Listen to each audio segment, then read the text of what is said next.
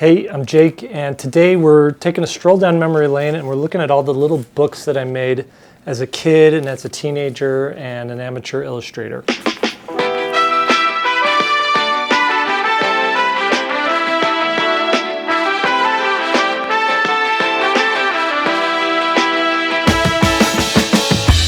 Okay, so I was going to the storage unit. I had to get something, and while I was there, I saw this box. It said original art on it, and we moved a bunch of times, and stuff got put in that box, and I couldn't remember what was in it. So I opened it up, and I started going through the pages and stuff, and there's just artwork from like the last 20 years, but there was a box inside of it, a little cardboard box that had it had the first book that I've ever made. It was before I could even write. We'll look at it today, but it made me realize, and it had all these other books that I'd made growing up, and in my early like late teens, early 20s, and it made me realize like there's been one common creative thread through everything that I've done in my life, and that's making books. I've been thinking a lot about this. Why books? Why do I love books so much? You can tell, like, I collect books. I love printed material. I even love the smell of like ink in a book. Old books, new books. I love cracking it open, just smelling the spine. And I like making them because I want to be a part of that. They have brought me so much joy that there's something in it that like I don't know if it's therapeutic or if it's just my desire to like contribute, but I want to be a part of that. I want to put things out into the world that people can enjoy just as much as I enjoy these books here. And there's another aspect to it as well. I think what it is as much as I like collaborative projects, I've worked on animated films, I've worked on video games, I've worked on TV shows. And those are all collaborative, and there's all different kinds of people who are very specialized, working in every aspect of it to make it great and to make it brilliant and to make it entertaining and engaging. But when you're making a book, everything sort of relies on you. There's a lot of responsibility there. You are responsible for the story. You're responsible for the artwork. You're responsible, for the look and the feel of it, the coloring. If not you, then you're working with people and guiding them and directing them to get the feel that you want, right? And that's just pure creative freedom. Like it's the kind of freedom that you don't get in other projects. And I think that's why I keep coming back to it. And I think that's why I liked making books when I was little. It was a chance for me to just be me and do the things and make the things that I wanted. I grew up somewhat lower middle class. We didn't have a ton of money. I couldn't get anything that I wanted. And so a lot of times I would just make the things that I wanted. If there was a book that I wanted, I would make it. If there was a toy that I wanted, I would make it. And it was usually me drawing something on a piece of paper and cutting it out and coloring it, make it to look just like the thing that I wanted. And so it must be something, kind of deep ingrained in me from that. I don't know. I was the master of my own domain, and I could create the things that I wanted and have the things that I wanted, and also be a part of the things that I wanted to create. We're getting a little too deep here, and this isn't, I didn't realize this would turn into a therapy session, so let's just look at the books. I want to share them with you, and I think they're a lot of fun, and it kind of shows how, how an artist grows in their craft over time. All right, let's look at them. Okay, the first book I want to show you, this is the first book that I ever made. This is Maria Ding and the Running Apple, storybook by Jacob. And we see some angry people here, and we see a running apple. And you could tell this was like cut out by me, authored by Jacob, illustrated by Jacob. I did the pictures, and I told my mom what I wanted the story to be, and so she wrote what I was telling her. So a little girl was watching TV. An apple was hopping and running. It hopped on her head. She saw it. She tried to catch it so she could eat it. It kept running. She kept running. They ran down the road. The apple was fast. The girl lost the apple. I don't know what that means. One sunny day, as two frogs and their son were sleeping in their hammocks, they heard a person. They woke up and hopped away to the North Pole. The person was Jacob. And there's like a little self-portrait there. At the North Pole, two people chased them for pets. They were Batman and Robin. I think we're building up to something. Mary had a little lamb. Its fleece was white as snow. Everywhere that Mary went, the lamb was sure to go. It followed her to school one day. That made the children laugh and play. The end. Very big letters. And then every book that I saw growing up had like an image on the back, and I'm not sure what I was drawing there. There's my sister's name. I think my sister wrote her name on the back. Anyway, this was my first book. Glue and tape and some sort of felt tip pencil or marker type of thing. And I can't tell you how cool it felt. I remember making this thing. I can't tell you how cool it felt to like have a book that I made and that I could show people. So that's the first book. Second book is Star Wars. And I think I did this in like first grade. And so this was my retelling of Star Wars. And again, this was one of those situations where I wasn't good at writing, but I was good at drawing. So this is my mom's handwriting. And what's cool about this is where the stormtrooper's getting shot by R2-D2. And he's on like this paper springy thing. This is like a pop-up book. So I wanted the stormtrooper like blowing up out of the page. And then here's another, like this is a TIE fighter that's blowing up. This is the trench run, obviously. We see the Darth Vader chasing Luke and the Millennium Falcon showing up. And like this cool little TIE fighter like blowing up in pieces.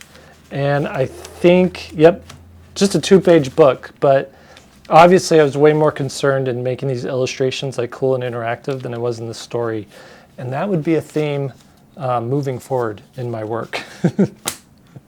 All right, fast forward to high school. In between those years, like I would do like little 1-page comics and I'd make covers of like comic books, and it's hard to track down those. But when I was in high school, I was like, all right, I'm gonna actually sit down and make a book that I can, like a little comic that I can share with my friends, and it's Roach Boy. So this is Roach Boy. Clearly I was inspired by Masamune Shirow and his like Ghost in the Shell. So we have this cityscape scene, we have this helicopter in the reflection, and then there's like some sort of business meeting happening, and the helicopter just lays waste to everybody in there, shooting missiles and everything. Roach Boy's down there getting a soda. What the? He's getting away. I'm gonna stop him. So he gets on his motorcycle, and Roach Boy, if you couldn't tell, is highly influenced by the Tick, which was another like that was my high school like mindset, was Ghost in the Shell and the Tick, and what if you mixed super serious with super silly. All right, so I remember I was like homesick one day, and I was like, or I don't know if I was faking sick, or I could not go to school for whatever reason. And so I stayed home and I drew this first page, maybe these first 2 pages while I was at home from school. And then I worked on the rest of this in maybe like art class and other things. So he hops on his motorcycle, he jumps, he finds a ramp on a bridge that they're working on, and it's enough to give him, you know, the inertia to fly up to this helicopter, to be continued. I never continued it. I had other stuff to do, I guess. But what was really fun was to like, not just do the comic, but to come up with the logo design, to come up with like the cartoony version of Roach Boy on the back, you know, almost like it's a sticker. So that was a ton of fun. All right, this was my first year of college. This is called Hostile Realities, and this is heavily inspired by, I want to say like Tarantino and Pulp Fiction. And so this was for, I want to say like some art class I was taking. They sort of gave me free reign to do whatever I wanted. So Hostile Reality is a comic book by Jacob Parker.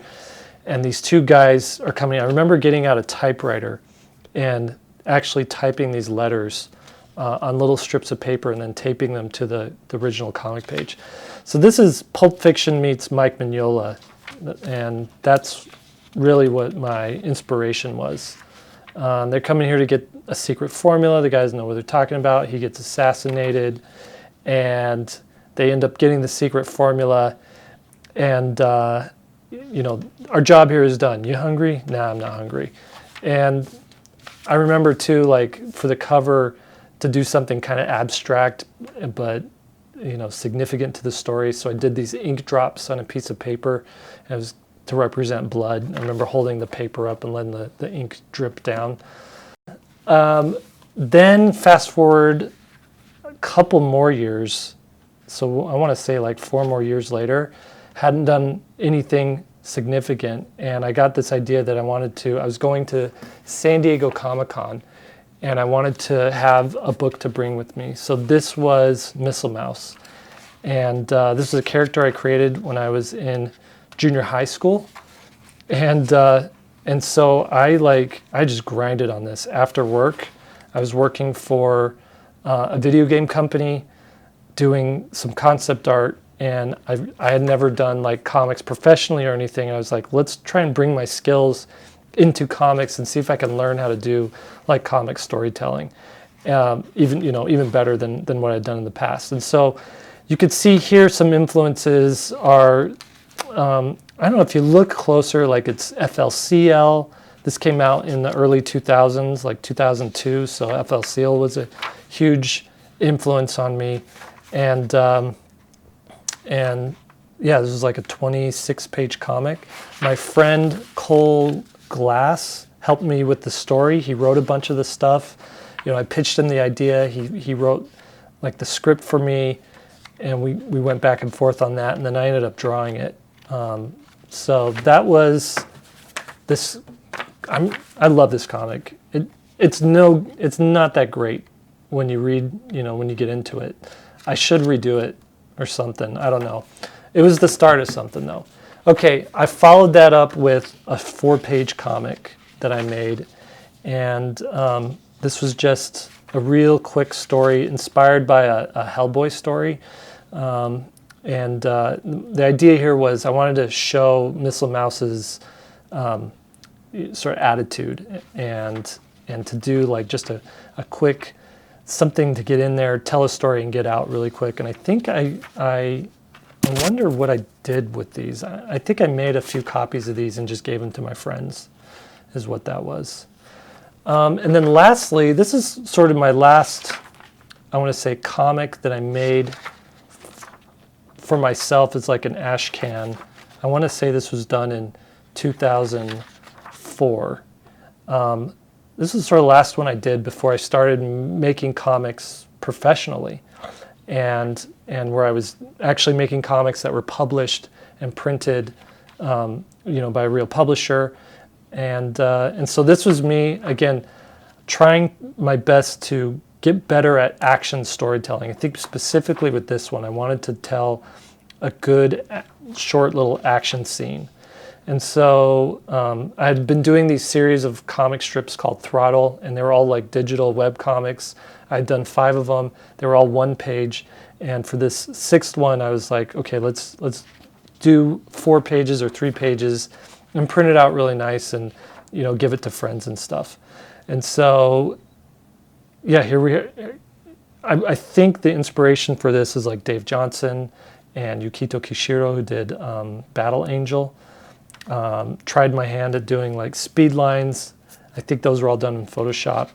But I'm really happy with how this one came out. I learned a lot on this one. And okay, yep, these are all the books I've made over the years. I really had a lot of fun looking at these things and going through them. I hope you enjoyed it too. I think the big takeaway I hope you would get from this is that you pay attention to the things that you pay attention to, right? Like if you keep coming back to something again and again in your life, that means it's important to you, and you should embrace it, and you should explore it, and you could see where it takes you. I'm a big proponent for following opportunity in life, especially when it comes to, making a living and supporting a family and things like that. But drag your passion along with you and fit it in where you can. And if it happens to be that you can make a living from your passion, then I feel like you've won the lottery, the life lottery. So good luck out there, and we'll see you next video.